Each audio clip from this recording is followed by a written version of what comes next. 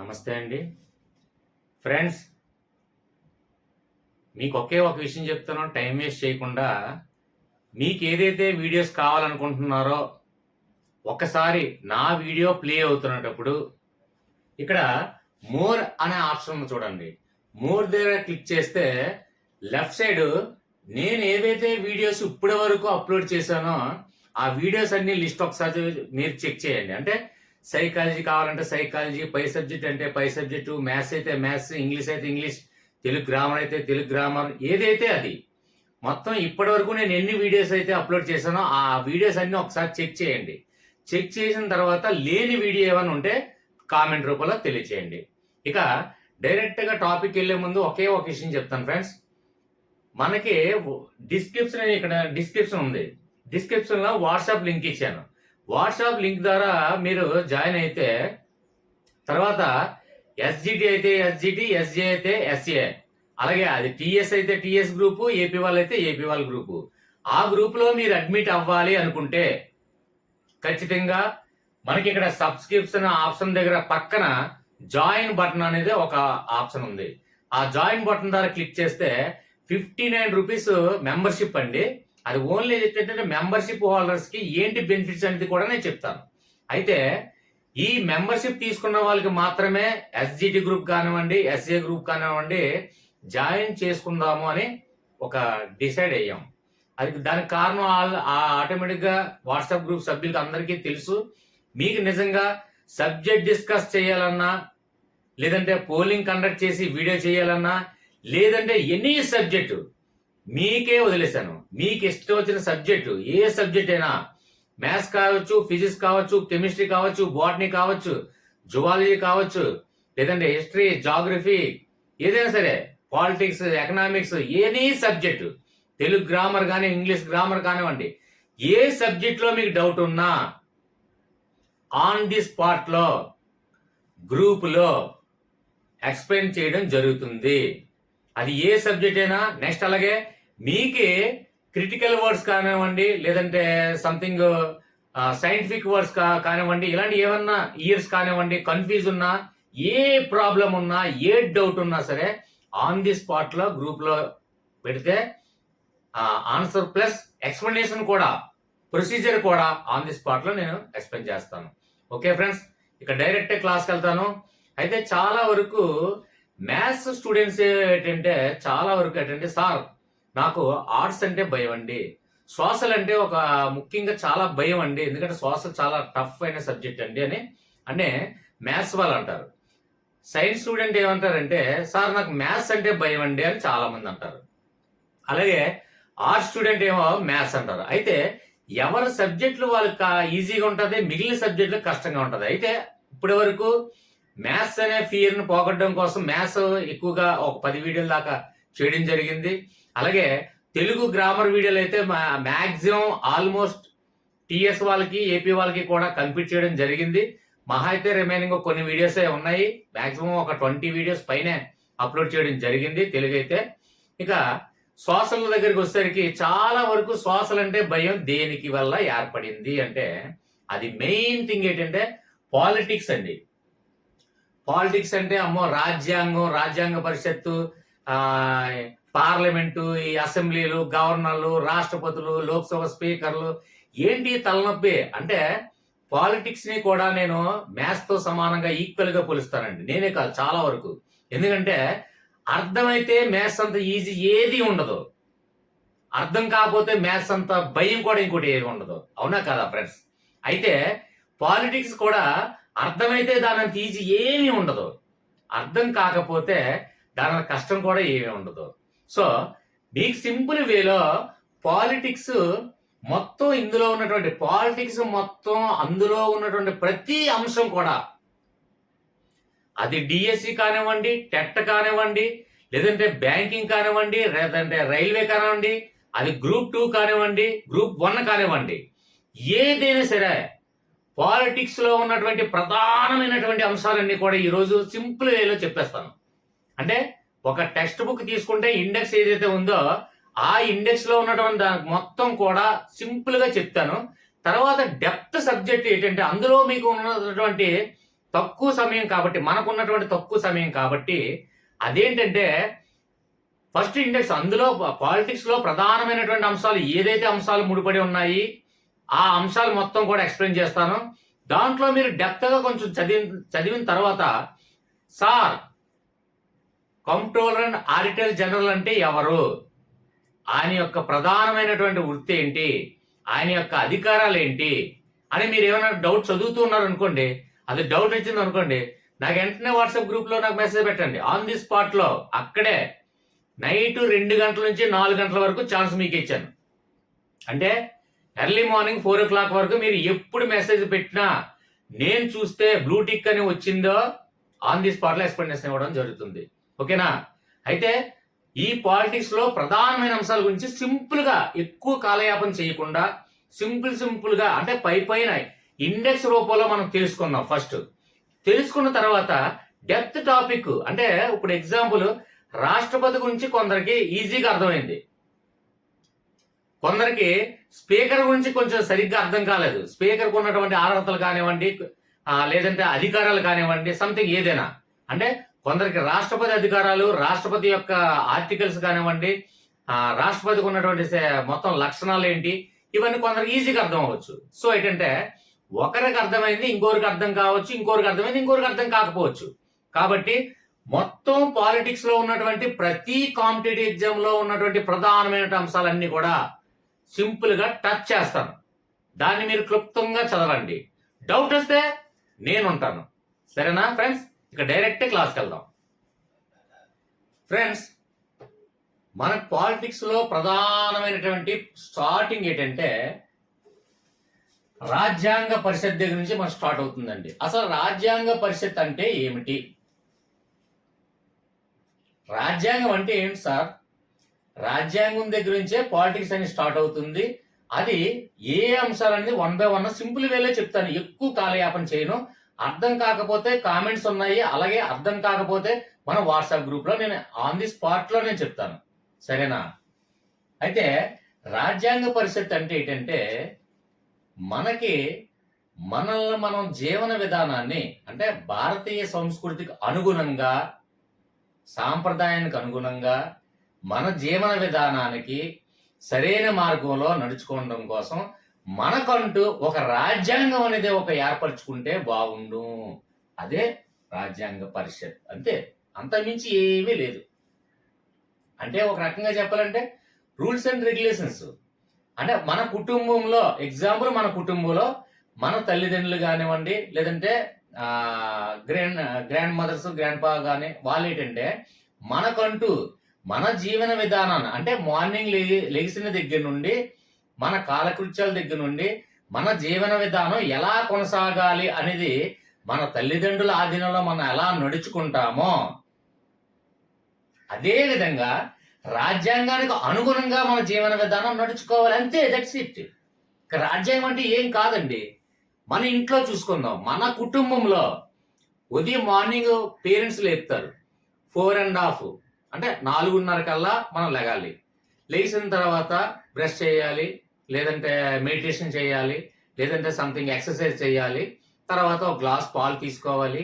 తర్వాత బ్రష్, స్నానం అది ఆచరించిన తర్వాత దేవునికి దగ్గరికి వెళ్ళి మనం పూజించి దండం పెట్టుకొని, తర్వాత మనం రెడీ అయిపోయిన తర్వాత పెద్దవాళ్ళకి మనం నమస్కారాలు చేసి, కాలేజ్కి అయితే కాలేజ్కి, స్కూల్కి అయితే స్కూల్కి వెళ్ళడం జరుగుతుంది.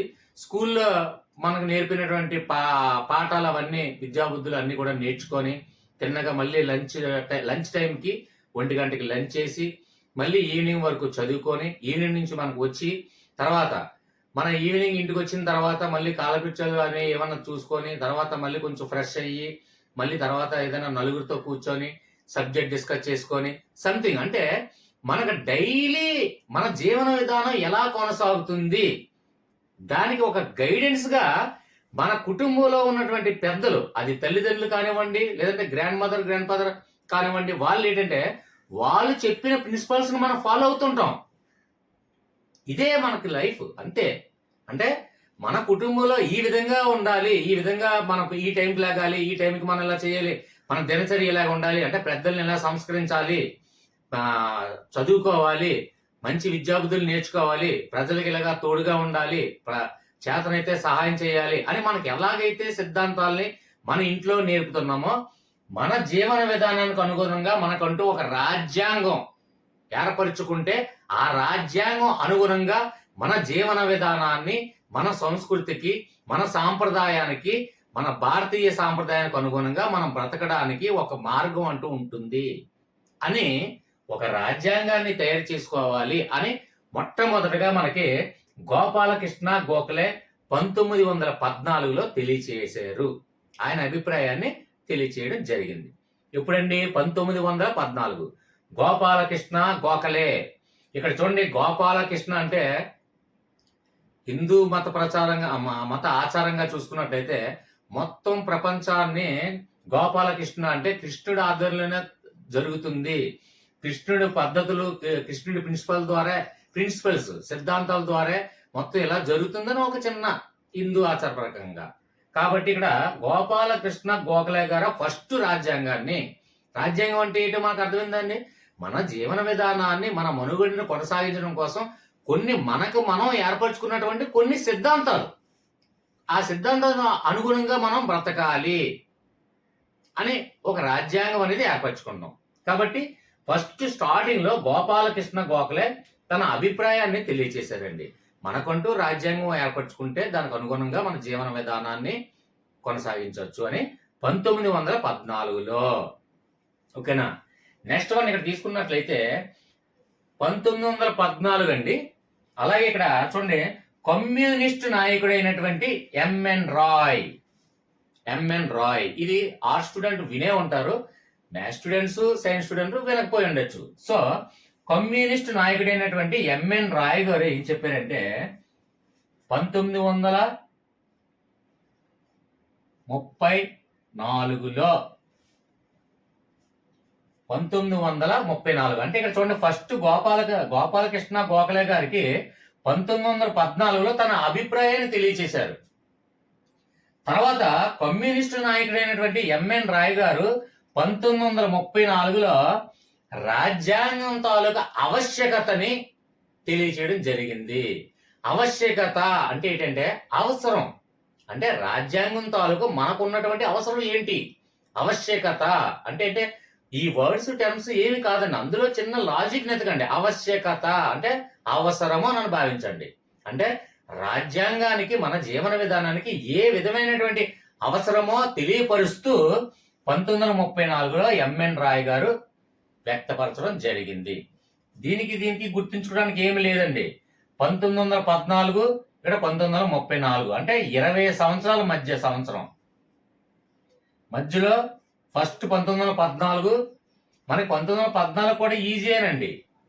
అది ఎలాగా తెలుసు మనకి, వరల్డ్ వార్ గురించి తెలిస్తే అది ఈజీయే. సో 20 సంవత్సరాల తర్వాత 1934లో మన కమ్యూనిస్ట్ నాయకుడైనటువంటి ఎంఎన్ రాయ్ గారు ఆవశ్యకత అంటే అందులో ఉన్నటువంటి చూడండి వర్డ్ అవసరము అనిపిస్తుంది. కాబట్టి రాజ్యాంగాన్ని మనకి ఏ విధంగా అవసరమో ఆవశ్యకత తెలియచేయడం జరిగింది.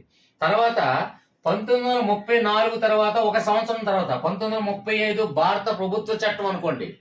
1935 భారత ప్రభుత్వ చట్టం మనకు ఉంది, అది ఆ స్టూడెంట్ కి మనకి బాగా తెలుసు. అయితే ఒక్క సంవత్సరం తర్వాత భారతీయ జాతీయ కాంగ్రెస్ డిమాండ్ చేసిందండి, మాకంటూ ఒక రాజ్యాంగ పరిషత్ ఏర్పరచుకోవాలి అని బ్రిటిష్ ప్రభుత్వం అధికారులకి డిమాండ్ చేయడం జరిగింది. ఓకే ఫ్రెండ్స్, అంటే మా జీవన విధానానికి, మా స్వాతంత్రం పొందిన తర్వాత మాకంటూ ఒక జీవన విధానానికి, మాకంటూ ఒక రాజ్యాంగం ఏర్పరచుకోవాలి. అంటే ఆంగ్లేయుల పరిపాలన, ఆంగ్లేయుల అక్కడ ఉన్నటువంటి పరిస్థితులు బట్టి వాళ్ళకంటూ ఒక రాజ్యాంగం ఉంది, అలాగే అమెరికన్ వాళ్ళకి ఒక రాజ్యాంగం. అంటే అక్కడ ప్రాంతీయ ప్రజల సంస్కృతి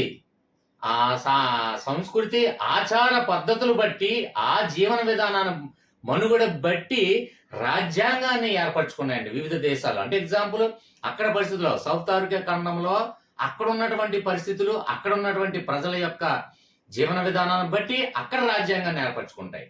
అలాగే భారతదేశంలో మన సాంప్రదాయ సాంస్కృతిక మన జీవన విధానానికి, మన జీవన శైలికి అనుగుణంగా మన రాజ్యాంగాన్ని మనం ఏర్పరచుకుంటాం. కాబట్టి మనకు కూడా ఒక రాజ్యాంగం ఏర్పరచాలి అని 1935లో భారతీయ జాతీయ కాంగ్రెస్ డిమాండ్ చేసింది బ్రిటిష్ ప్రభుత్వానికి. ఓకే ఫ్రెండ్స్, 1914 తర్వాత 20 సంవత్సరం తర్వాత 1934 ఎంఎన్ రాయ్, అలాగే ఒక సంవత్సరం తర్వాత 1935. 1935 కూడా ఈజీయే, ఎందుకంటే 1935 భారత ప్రభుత్వ చట్టం గురించి తెలిసిన వారు చాలా మంది ఉన్నారు. ఎందుకంటే మనకి స్వాతంత్రం వచ్చిన తర్వాత మన ప్రస్తుత పరిణామంలో ఉన్నటువంటి మన ప్రభుత్వ చట్టం మొత్తం కూడా 1935 చట్టంకు అనుగుణంగా ఉన్నాయి. 1935 చట్టాన్ని మన జెరాక్స్ తీసే ఇప్పుడు నడుపుతున్నారు అనే ఒక నిందారోపణలు కూడా ఉన్నాయండి. ఎందుకంటే మన ప్రస్తుత పరిణామంలో ఉన్నటువంటి భారతీయ ప్రభుత్వ చట్టం 1935 చట్టంకి దగ్గరతో పోలికలతో ఉండడం వల్ల ఆ మాట అనడం జరిగింది. ఆ స్టూడెంట్ తెలుసు, మ్యాథ్స్ స్టూడెంట్ తెలియపోవచ్చు, కాబట్టి చిన్నది ఎక్స్ప్లెయిన్ చేస్తున్నాను. ఓకేనా ఫ్రెండ్స్, బోర్ అనుకోకండి. నెక్స్ట్ ఇక్కడ తర్వాత 5 సంవత్సరాల తర్వాత 1940 సంవత్సరంలో అగ్రీ అయిందండి బ్రిటిష్ గవర్నమెంట్. అంటే భారతీయ రాజ్యాంగ పరిషత్తుకు ఏర్పరచుకోవడానికి బ్రిటిష్ గవర్నమెంట్ అనేది 1940 సంవత్సరంలో అగ్రీ అయ్యింది, అంటే అంగీకరించబడింది. అర్థమైందనే భావిస్తాను. దీనికి డెప్త్ గా అంటే ఎగ్జాంపుల్ ఏంటంటే అసలు రాజ్యాంగ పరిషత్ అంటే ఏంటి, అంటే రాజ్యాంగం అంటే ఏంటి, రాజ్యాంగాన్ని ఎందుకు ఏర్పరచుకోవాలి, ఎందుకు ఏర్పరచుకోవడం వల్ల మనకి ఏంటి బెనిఫిట్స్ అనేది మనం తెలుసుకున్నాం. ఓకే ఫ్రెండ్స్, అంటే రాజ్యాంగం గురించి తెలుసుకున్నాం. రాజ్యాంగంలో ఉన్నటువంటి మిగిలిన అంశాల గురించి తర్వాత డెప్త్ గా తెలుసుకుందాం, కాదని అనట్లేదు, డెప్త్ గా తెలుసుకుందాం. మన ఇంట్రెస్ట్ బట్టి, మీరు ఇచ్చే పాజిటివ్ కామెంట్స్ బట్టి అది కూడా డెప్త్ గా కావాలంటే ఇంకా డెప్త్ గా చెప్తాను. కాకపోతే ఏంటంటే రాజ్యాంగం అనే దానిని మనం తీసుకున్నట్లయితే రాజ్యాంగంలో ఉన్నటువంటి ప్రవేశిక, పీఠిక, అలాగే దాని యొక్క సహజ లక్షణాలు, దానికి ఉన్నటువంటి అధికారాలు, అందులో ఉన్నటువంటి షెడ్యూళ్ళు, అందులో ఉన్నటువంటి భాగాలు, ఇవన్నీ కూడా ఒకసారి చెప్తే మీరు కన్ఫ్యూజ్ అయిపోయి అమ్మ బాబు ఎంత స్టోరీ ఉందా అని భయపడతారు ఫ్రెండ్స్. కాబట్టి ఏమీ లేదు. రాజ్యాంగం అంటే మన జీవన విధానానికి, మనకంటూ మన కుటుంబంలో ఏర్పరచుకున్నటువంటి మన సిద్ధాంతాలు ఎలా ఫాలో అవుతామో అదే విధంగా మన భారతదేశం మొత్తం, భారతదేశ జనాభా, మన మత సామరస్య సాంస్కృతిక మన జీవన విధానానికి, ఆ శైలికి అనుగుణంగా మనం అంటూ ఒక పద్ధతిలో మనం జీవన విధానాన్ని కొనసాగించాలి అని రాజ్యాంగాన్ని ఏర్పరచుకున్నాం. అది రాజ్యాంగం. ఫస్ట్ స్టార్టింగ్ అంటే పాలిటిక్స్ అనగానే మనకి ఫస్ట్ రాజ్యాంగం పరిషత్తు, రాజ్యాంగం గురించి తెలుసుకోవాలి. ఇంట్రడక్షన్ అనేది తెలుసుకున్నాం. ఓకే ఫ్రెండ్స్, ఈ ఇయర్లు కూడా ఎందుకు ఇచ్చానంటే ఈ ఇయర్లు కూడా ఏమో మేబీ ఇవి రావచ్చు, ఒక పాయింట్ కూడా ఎందుకు మిస్ చేయాలి అనే ఉద్దేశంతో ఇవి చెప్పాను. లేదంటే రాజ్యాంగ పరిషత్తో ఎంత డెప్త్ గా ప్రతిదీ చెప్పను, సింపుల్ గానే ఇండెక్స్ రూపంలోనే చెప్పుకుంటూ వెళ్ళిపోతాను. మొత్తానికి పాలిటిక్స్ ఈ వీడియోలో కంప్లీట్ చేస్తాను. ఓకే ఫ్రెండ్స్, కొద్దిగా బోర్ అనిపించుకోకుండా కొద్దిగా వెయిట్ చేస్తూ చూడండి. Okay friends, continue.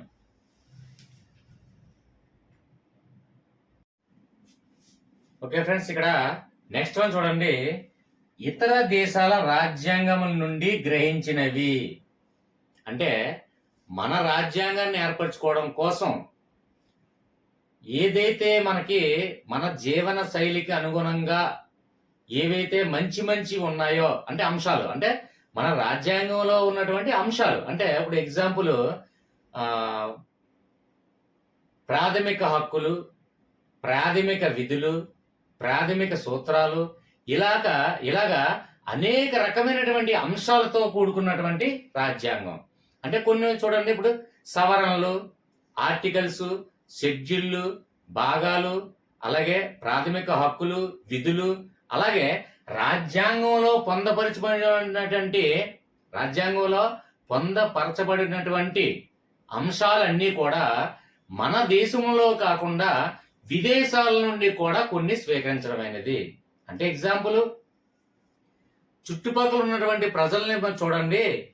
మన ఇంటి పక్కన ఒక అబ్బాయి చాలా బాగా చదువుతున్నాడు, ఆయన చదువు పద్ధతి, ఆ చదువు బిహేవియర్, యాటిట్యూడ్ అతను అనుసరించి నువ్వు గ్రహించరా అని మనకి మన తల్లిదండ్రులు బోధిస్తారు. అంటే ఆ అబ్బాయిని చూసి నేర్చుకో అంటాం కదా. అంటే ఆ అబ్బాయి బాగా చదువుతాడు, చదువులో ఆసక్తి ఎక్కువ, చదువుని ఎలా ప్రిపేర్ అవుతాడో తెలుసు, చదువులో ఉన్నటువంటి మెలకువలు అన్నీ తెలుసు. కాబట్టి మా ఇంటి పక్కన ఉన్నటువంటి ఆ అబ్బాయిని చూసి నేర్చుకో అంటాం. అలాగే రాజ్యాంగంలో ప్రాథమిక హక్కులు అనే ఒక అంశాన్ని తీసుకున్నట్లయితే అది ఏ దేశంలో ఉన్నాయో ఆ దేశంకి వెళ్ళి ప్రాథమిక హక్కులు మన జీవన విధానానికి కరెక్ట్గా సరిపోతుంది. కాబట్టి ఈ ప్రాథమిక హక్కులు అనే అంశాన్ని ఆ దేశం నుండి మనం గ్రహించడం జరిగింది. ఓకేనా? అలాగే బాధ్యతలు అంటే ప్రాథమిక విధులు, హక్కులు ఏదైతే మనం పొందుతున్నామో అలాగే ప్రాథమిక విధులు వేరే రాజ్యాంగం అంటే వేరే దేశం వెళ్ళి వేరే రాజ్యాంగం నుంచి స్వీకరించడమైనది. అంటే ఎగ్జాంపుల్, చదువుని మన ఇంటి పక్కన ఉన్నటువంటి అబ్బాయిని చూసి నేర్చుకొని మన తల్లిదండ్రులు ఎలా అన్నారో అలాగే మన పక్కన ఉన్నటువంటి ఇంటి పక్కన ఉన్నటువంటి ఇంకొక బాలుడేటి, అతను ఆటపాటల్లో నెంబర్ 1 అంటే ఒలింపిక్స్ కి స్టేట్ లెవెల్లోకి నేషనల్ లెవెల్లో ఆడిన పర్సన్. అంటే అతని యొక్క కఠినమైన ఆలోచన విధానం, కఠినమైన దీక్షా విధానం, అలాగే అతను చేసే ప్రాక్టీస్ విధానం ఇవన్నీ కూడా సాధించి ఎలాగైనా సరే స్టేట్ లెవెల్లోనే నేషనల్ లెవెల్లో అలాగే ఇంటర్నేషనల్ లెవెల్లో ఒక స్పోర్ట్స్ మ్యాన్ గా తీర్చిదిద్దాడు కాబట్టి తీర్చబడ్డాడు కాబట్టి అతన్ని చూసి నువ్వు నేర్చుకో. ఆ ఆటపాటల్లో ఆరితేరినవాడు, అతన్ని చూసి నువ్వు నేర్చుకో అని మన తల్లిదండ్రులు ఏదైతే మనకి చెప్పారో అలాగే మనకి రాజ్యాంగంలో ఇంకొక అంశం, ప్రధానమైనటువంటి అంశం వేరే దేశంలో అది నచ్చింది. అంటే మొత్తం మన డ్రాఫ్టింగ్ కమిటీ అన్నా, ముషాయిదీ కమిటీ అన్నా, మన రాజ్యాంగ కమిటీ అన్నా ఏదైనా సరే మనకి డాక్టర్ బిఆర్ అంబేద్కర్ గారి అధ్యక్షతన మనకి ఈ రాజ్యాంగం రచించబడిందనే విషయం మనకు తెలుసు. అయితే మొత్తం ప్రపంచం మొత్తం రకరకాల దేశాలు మొత్తం తిరిగి పరిశీలించి కన్సిడర్ చేసి ఏదైతే అంశాలు, ప్రధానమైన అంశాలు మన జీవన విధానానికి, భారతీయ జీవన విధానానికి ఏదైతే అనుగుణంగా ఉంటాయో అలాంటి అంశాలన్నీ కూడా సేకరించి స్వీకరించి మన రాజ్యాంగంలో చేర్చబడింది. అలాగే ఇతర దేశాల రాజ్యాంగం నుండి గ్రహించినవి అంటే అమెరికా నుంచి ఒక అంశాన్ని మనం ప్రధానంగా గ్రహించి మనం మన రాజ్యాంగంలో పొందపరుచుకున్నాము. అలాగే రష్యా రాజ్యాంగం నుంచి కొన్ని, కెనడా రాజ్యాంగం నుంచి కొన్ని, ఐర్లాండ్ రాజ్యాంగం నుంచి కొన్ని, అలాగే అంటే అందులో ఉన్నటువంటి ఆ దేశంలో విధి విధానాలు, జీవన శైలి పద్ధతులు మన జీవన విధానానికి అనుగుణంగా సరిపడతాయనే ఉద్దేశంతో కొన్ని ప్రధానమైనటువంటి అంశాలన్నీ కూడా స్వీకరించి మన రాజ్యాంగంలో పొందపరచబడినవి. అది ఈ టాపిక్ గురించి ఆల్రెడీ వీడియో చేయడం జరిగిందంటే అంటే ఏ దేశాల నుండి, ఇది చాలా ఇంపార్టెంట్ అండి, నేను మరీ చెప్తున్నాను. కాన్స్టిట్యూషన్ లో ఎక్కువగా వచ్చేది ఇందులో నుంచి ఒక బిట్ వస్తుంది డెఫినెట్ గా. ఏ కాంపిటేటివ్కి వెళ్ళండి, ఏ దేశాల నుండి ఏ మన రాజ్యాంగంలో ఏ దేశాల నుండి ఏటి స్వీకరించబడింది అంటే సేకరించబడింది లేదా స్వీకరించబడింది లేదా గ్రహించబడింది.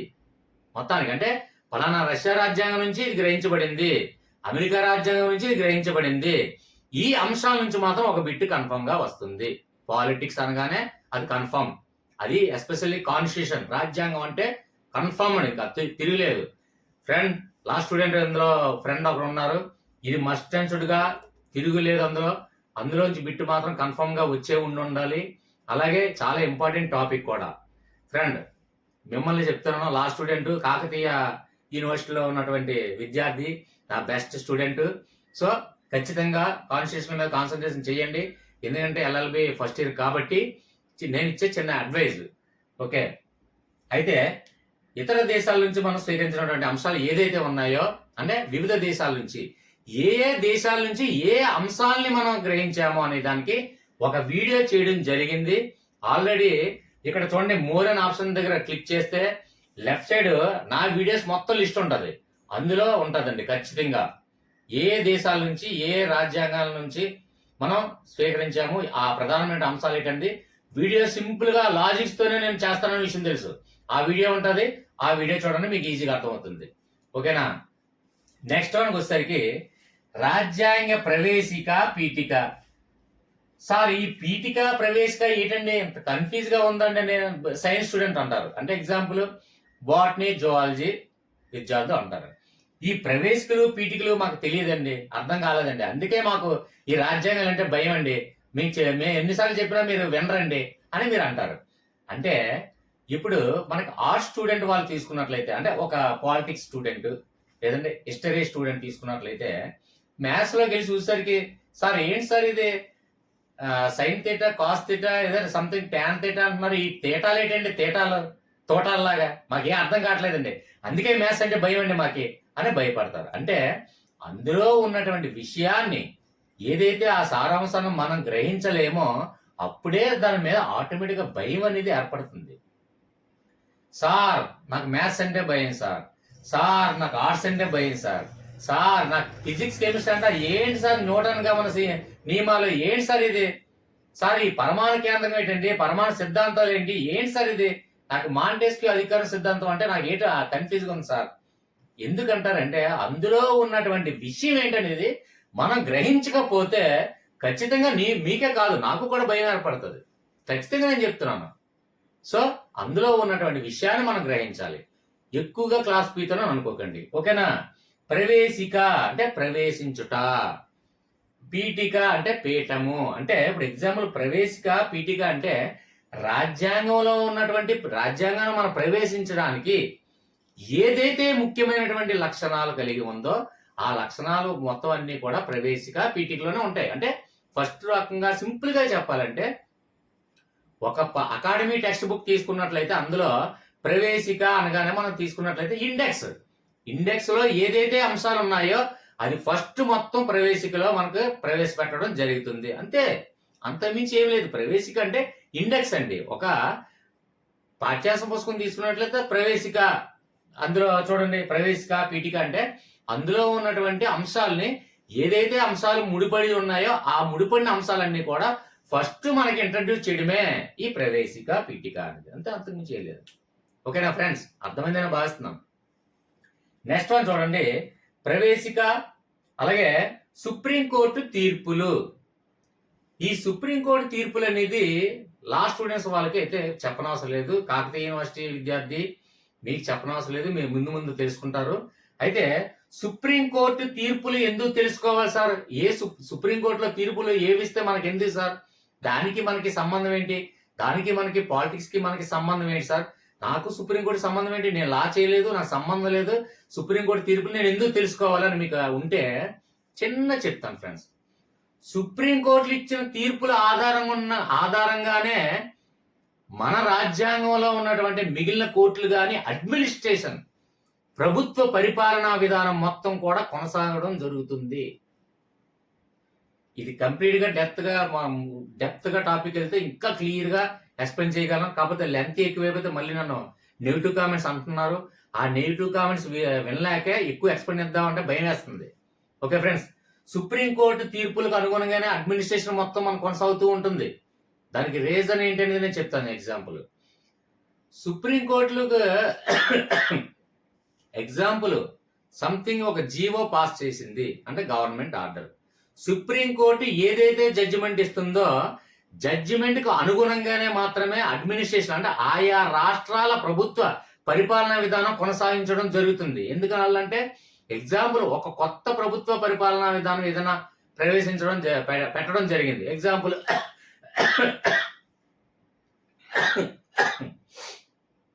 ఎగ్జాంపుల్ మనకి ప్రపంచం మొత్తంలో ఎక్కడ చూసుకున్నా సరే ఒక్కొక్క దేశానికి ఒక్కొక్క రాజధాని ఉన్నట్లయితే ఒక్క సౌత్ ఆఫ్రికా మాత్రమే 3 రాజధానులు అక్కడ ఉన్నాయి కదా. అదే విధానాన్ని జగన్మోహన్ రెడ్డి గారు ఇక్కడ ప్రవేశపెడదామని ఆశించారు, భంగపడ్డారు. సంథింగ్ కోర్టులో ఇదైంది, సంథింగ్ అది పక్కన పెడదాం. మనకి పార్టీలు అది ముఖ్యం కాదు, సబ్జెక్ట్ ముఖ్యం. అయితే కోర్టుకు అనుగుణంగానే, ఎందుకంటే ఇప్పుడు ఎగ్జాంపుల్ డిఎస్సికి ఇప్పుడు మనకి సుప్రీంకోర్టు ఏదైతే జడ్జిమెంట్ ఇస్తుందో ఆ జడ్జిమెంట్ కు అనుగుణంగానే మనం ఏదైనా మనకి నోటిఫికేషన్స్ కానివ్వండి, ఒక జీవో కానివ్వండి, లేదంటే ఒక ఆర్థిక బిల్లు కానివ్వండి, లేదంటే ఒక ద్రవ్య బిల్లు కానివ్వండి, సంథింగ్ ఏదైనా వేరే ఏ బిల్లు అయినా కానివ్వండి, సుప్రీంకోర్టుకి అనుగుణంగా మాత్రమే ఆ బిల్లు కానీ ఏదైనా గవర్నమెంట్ ఆర్డర్ కానివ్వండి, ఒక నోటిఫికేషన్స్ కానివ్వండి, ఏదైనా జారీ చేయడం జరుగుతుంది. ఎందువల్లంటే మళ్ళీ మొత్తం డిఎస్సి నోటిఫికేషన్ ఇచ్చి టెట్ కంప్లీట్ చేసి తర్వాత డిఎస్సి కంప్లీట్ చేసి తర్వాత లాస్ట్ ఫిల్టరింగ్ చేసి తర్వాత సర్టిఫికేట్ వెరిఫికేషన్ చేసిన టైంలోనే ఎవరో ఒకరు వెళ్ళి స్టే ఆర్డర్ తీసుకొస్తారండి.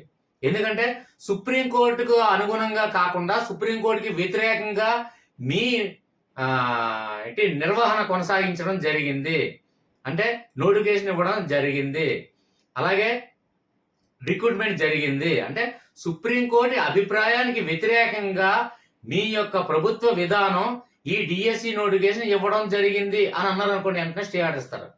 అందుకనే సుప్రీంకోర్టులు అయితే సుప్రీంకోర్టులు మనకి జడ్జిమెంట్లు ఇస్తాయో ఆ జడ్జిమెంట్లు అన్ని కూడా చాలా ఇంపార్టెంట్ గా, అంటే ముఖ్యంగా కొన్ని సుప్రీంకోర్టు కేసెస్ చాలా ఇంపార్టెంట్ కేసెస్ ఉన్నాయి.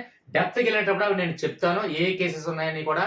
అందులో సుప్రీంకోర్టు పలానా అంటే సుప్రీంకోర్టుకి లేదంటే ఆ గవర్నమెంట్కి లేదంటే అంటే ఎగ్జాంపుల్ చూడండి, ఇప్పుడు జగన్మోహన్ రెడ్డికి అలాగే ఆంధ్రప్రదేశ్ హైకోర్టుకి ఎగ్జాంపుల్ వారైంది. వారంటే అప్పీల్ చేశారు, తర్వాత కోర్టు స్టే ఆర్డర్ ఇవ్వడం లేదంటే కొనసాగించడం ఏదో సంథింగ్ జరిగింది. అంటే 3 రాజధానులు నేను నిర్వహించడం జరుగుతుంది అని జగన్మోహన్ రెడ్డి కోర్టుకి వెళ్ళారు. ఇది ఎవరో ఒకరు వెళ్ళి కోర్టుకి వెళ్ళి ఇది కరెక్ట్ కాదు, ఇది రాజ్యాంగానికి విరుద్ధంగా ఉంది అంటే ఆంధ్రప్రదేశ్ హైకోర్టు ఏంటంటే అది మూడు రాజధానుల్ని సపోర్ట్ చేయడమో లేదంటే అది సపోర్ట్ చేయకపోవడం ఏదో సంథింగ్ జరుగుతుంది.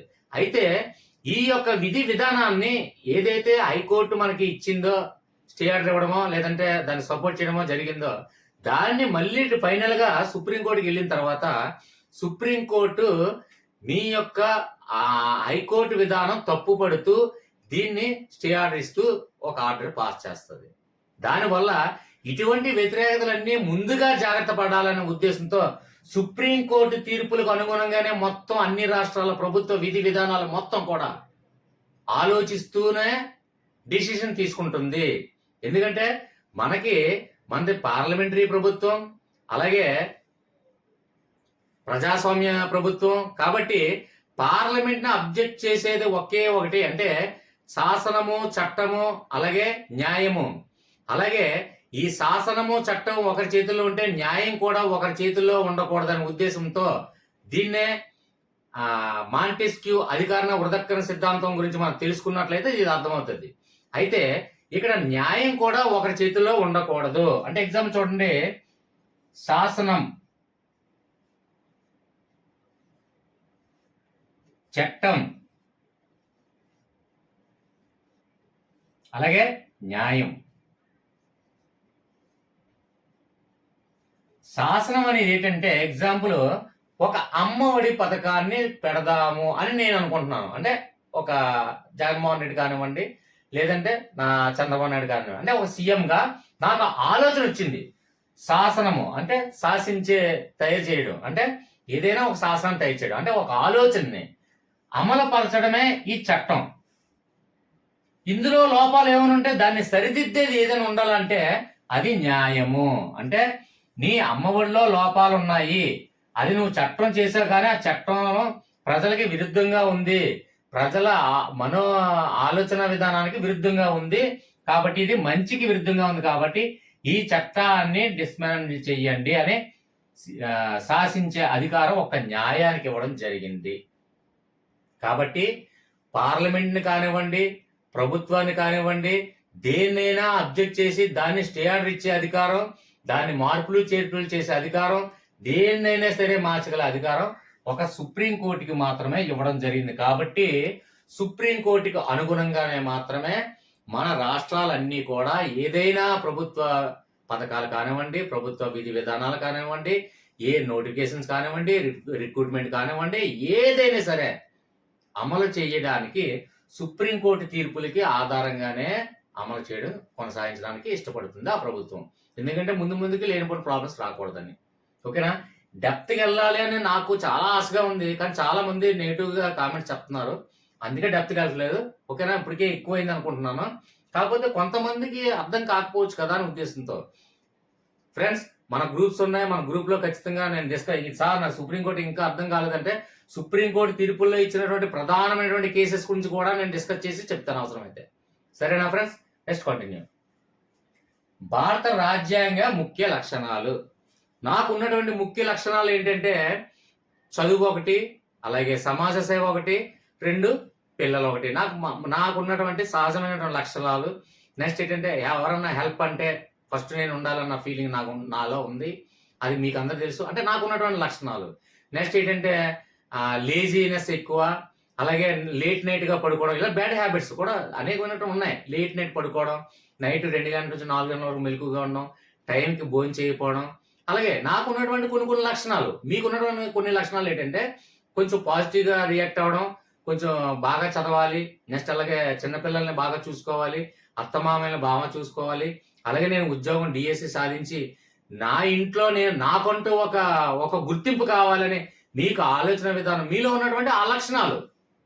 కొందరు ఫీలింగ్ అంటే భయపడడం కానీ, లేదంటే సహజంగా మనలో ఉన్నటువంటి లక్షణాలు ఏదైతే మనం గుర్తిస్తామో, అలాగే రాజ్యాంగానికి కూడా కొన్ని ముఖ్యమైనటువంటి లక్షణాలు కలిగి ఉన్నది. ఆ లక్షణాలు ఏంటనేది తర్వాత డిస్కస్ చేద్దాం. అది వాట్సాప్ గ్రూప్లో డిస్కస్ చేద్దాం. లేదు కామెంట్స్ చాలా ఎక్కువ మంది అయిపోయి ఇది కూడా డెప్త్ గా చెప్పండి అంటే ఒక్కొక్క టాపిక్ ని ఒక్కొక్క 15 మినిట్స్ చొప్పున డెప్త్ టాపిక్ కూడా చెప్తాను. మీ ఇష్టం అది. సో రాజ్యాంగం కూడా కొన్ని లక్షణాలు కలిగి ఉంది. ఆ లక్షణాలు ఏదైతే లక్షణాలు కలిగి ఉందో తర్వాత మనం డిస్కస్ చేసుకుందాం. ఓకేనా? అర్థమైందనే భావిస్తాను. అర్థం కాకపోతే కామెంట్స్ ఉన్నాయి, లేదంటే మన వాట్సాప్ గ్రూప్ లో ఉన్నాయి. మనకి ఏపీఎస్జిటి, అలాగే ఏపీఎస్ఏ, టిఎస్ఎస్జిటి, టిఎస్ఎస్ఏ 4 గ్రూపులు. మెయిన్ కామన్ గ్రూప్ లో అవిశ్వాస అనే కామన్ గ్రూప్ లో సబ్జెక్ట్ డిస్కషన్ ఏమీ ఉండదు.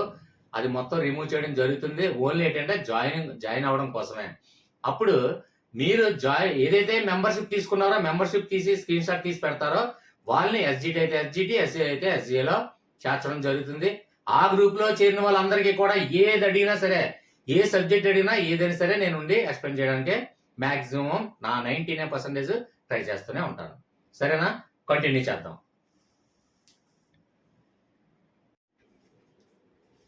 ఓకే ఫ్రెండ్స్, ఇక్కడ నెక్స్ట్ వన్ చూడండి. ఇక్కడ రాజ్యాంగంలోని షెడ్యూళ్ళు, భాగాలు, ప్రకరణలు. ఇది ఏమి కన్ఫ్యూజ్ ఏం లేదండి. అంటే మన జీవన విధానానికి ఏదైతే మన శైలికి అనుగుణంగా రాజ్యాంగాన్ని రచించుకున్నామో ఆ రాజ్యాంగంలో ఉన్నటువంటి భాగాలు ఏదైతే ఉన్నాయి, అందులో ఏదైతే పొందపరచబడినవి అని తెలుసుకుంటే సరిపోతుంది. అంటే ఎగ్జాంపుల్ చూడండి, రాజ్యాంగంలోని షెడ్యూల్స్, భాగాలు, ప్రకరణలు అంటే ఆర్టికల్స్. ఈ విధంగా మనకి రాజ్యాంగం ఏర్పడేటప్పటికి 8 షెడ్యూళ్ళు, 22 భాగాలు, 395 ప్రకరణలు అంటే ఆర్టికల్స్. అంటే ఇక్కడ షెడ్యూళ్ళు, పార్ట్స్, అలాగే ఆర్టికల్స్. అలాగే 8 షెడ్యూళ్ళు ఉన్నాయి. అంటే రాజ్యాంగం ఏర్పడినప్పటికీ 8 షెడ్యూళ్ళు మాత్రమే ఉన్నాయి, 22 భాగాలు మాత్రమే ఉన్నాయి. అలాగే ప్రకటనలు కూడా 395 మాత్రమే ఉన్నాయి. ఓకేనా? అయితే ప్రస్తుతానికి అంటే సవరించిన తర్వాత ఎన్ని షెడ్యూల్గా మారాయంటే ఇక్కడ చూడండి, ఫస్ట్ 8 అంటే తర్వాత 12 షెడ్యూల్గా, అంటే ప్రస్తుతానికి 12 షెడ్యూల్గా మారాయి. సవరణలు అంటే ఏంటి అంటే అమెండ్మెంట్స్, అంటే సవరణలు. అంటే చూడండి, అమెండ్మెంట్స్ ఇప్పుడు వచ్చి అమెండ్మెంట్స్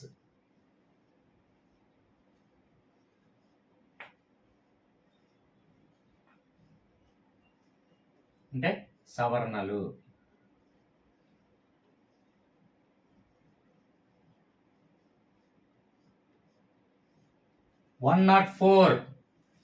ఇప్పుడు వరకు ఎన్ని సవరణలు అయ్యండి? 104 సవరణలు అంటే అమెండ్మెంట్స్. అంటే సవరణలు అంటే సవరించుట, అంటే మార్పులు చేర్పులు చేసేదాన్నే సవరణలు అంటాం. అంటే ఇప్పుడు ఎగ్జాంపుల్ 8 షెడ్యూళ్ళు ఉన్నాయి. 8 షెడ్యూళ్ళు మనకి ఇంకా చాలవండి. మన దేశ జనాభా ఇంకా బాగా పెరిగింది.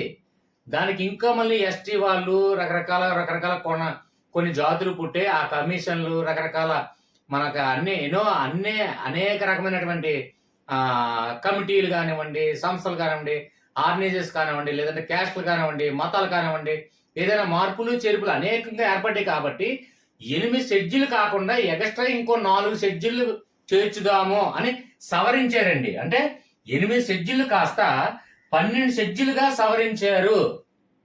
ఓకేనా? అంటే సవరించడం అంటే మార్చడం, మార్పులు చేర్పులు. ఏదైనా తీసుకున్నటువంటి డిసిషన్ ని మార్చి మళ్ళీ వేరే డిసిషన్ గా మార్చడం, అదే సవరణలు. That is called amendments. ఓకేనా? అవి ఇప్పటివరకు ఎన్ని జరిగాయి అంటే 104. ఓకేనా? అయితే ఇక్కడ చూడండి, ఫస్ట్ 8 షెడ్యూల్లో ఉంటే 22 భాగాలు ఉన్నాయి, అలాగే 395 ప్రకరణలు ఉన్నాయి. ప్రస్తుతానికి 8 కాస్త 12 అయ్యాయి, అంటే 4 పెరిగాయి. ఇక్కడ 22 భాగాలకి 3 భాగాలు పెరిగాయి, అంటే ఇక్కడ ఫస్ట్ 4 షెడ్యూల్ పెరిగాయి, అలాగే ఇది 3 పెరిగాయి. ఇక్కడ 395లకి ఫస్ట్ స్టార్టింగ్ 395, గుర్తుపెట్టుకోండి. ఇది కామన్ గా అందరికీ తెలుసు, ఎందుకంటే రాజ్యాంగం ఏర్పరిచినప్పుడు ఉన్నటువంటి ఆర్టికల్ సంఖ్య అని చాలాసార్లు అనడం జరిగింది. సో 395. ప్రస్తుతం ఆర్టికల్స్ ఎన్ని అంటే కన్ఫ్యూజ్ అవుతారు మళ్ళీ, ఎందుకంటే అనేక సంవత్సరాలు అనేక ఇయర్స్ మనం చూస్తూనే ఉన్నాం. రాజ్యాంగం ఏర్పడినప్పుడు దగ్గర ఎన్ని ఆర్టికల్స్ ఉన్నాయంటే 395 ఆర్టికల్స్ అని మనకు తెలుసు, కానీ ప్రెసెంట్ ఆర్టికల్స్ ఎన్ని ఉన్నాయంటే చాలా వరకు కన్ఫ్యూజ్ అవుతారు. కాబట్టి ఇందులో 448 అంటే ఫస్ట్ ఇక్కడ చూడండి 8 షెడ్యూళ్ళు అలాగే 12 షెడ్యూల్గా మారాయి. ఇందులో ఎన్ని చేంజ్ అయ్యండి? 4 షెడ్యూల్ చేంజ్ అయ్యాయి. కాబట్టి ఇక్కడ 4, 4, 8 448 అంటే 448 ప్రకరణలు ప్రస్తుతం ఉన్నాయి అని అర్థం. సవరించగా అంటే ఫస్ట్ 395 ఆర్టికల్స్ ఏర్పడితే అది సవరణల ద్వారా సవరించగా 448 ఆర్టికల్స్ గా ఇప్పుడు వృద్ధి చెంది ఉన్నాయి. సార్ ఆర్టికల్స్ 448 అంటే ఏమో ముందుగా ఇంకా సవరణలు రావచ్చు, ఏమో మళ్ళీ ఇంకొక స్టేట్ కొత్తగా ఏర్పడమో, అప్పుడు తెలంగాణ ఏపీ ఏర్పడింది, దానికి కొన్ని సవరించాం అంటే ఆ సవరణ ద్వారా స్టేట్లను విడగొట్టడమో లేకపోతే కలపడమో లేకపోతే సంథింగ్ ఏం చేయడం అనేది, అంటే ఏదో ఒక సవరణలో అందులో ఉన్నటువంటి జరగాల్సినవి జరిగినవి మార్పులు చేర్పులు ఏమైనా ఉంటే సవరణలు అంటాం. అలాగే సవరణలు అనేది సవరించుకుంటూ వెళ్తాం, దానికి ఎండింగ్ లేదు, no full stop, that is only comma. అంటే ఆ సవరణలు అనేది అలా వెళ్తూనే ఉంటది, లేదా సవరణలు మళ్ళీ తగ్గించవచ్చు, కుదించవచ్చు. ఏదైనా పార్లమెంట్కే ఉంది అధికారం అనేది. ఎప్పుడు కూడా పాలిటిక్స్ లో ఏ అధికారం ఎవరికి ఉందో అది గ్రహించగలగాలి, అది మెయిన్ థింగ్ అండి, గుర్తుపెట్టుకోండి. అంటే రాజ్యాంగంలోని షెడ్యూల్ కానివ్వండి, భాగాలు కానివ్వండి, ఆర్టికల్స్ కానివ్వండి, ఏదైనా సవరించే అధికారం ఒక్క పార్లమెంట్కి మాత్రమే ఉంది, అది గుర్తుపెట్టుకోండి.